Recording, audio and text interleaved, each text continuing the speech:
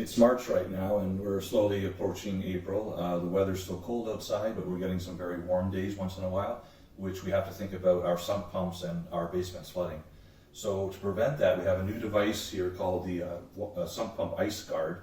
How it works, basically, if you imagine this sump pump discharge from your home is usually an 1.5-inch pipe like this that just exits the home and discharges all the groundwater that your sump pump is ejecting.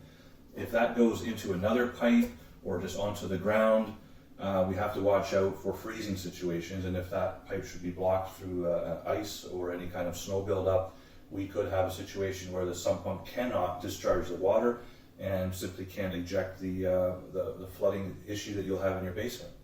So this new feature here is a sump pump ice guard, and it's a fitting that basically goes onto the discharge pipe where it leaves your home like this. Your home exterior wall would be right about here, and this part goes into the storm drain that exits through gravity and discharges to the street or the storm sewer. You can see the ribs or the openings in here.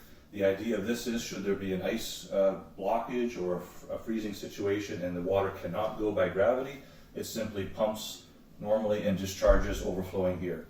There's no valves, there's nothing for you to do, it's all automatic.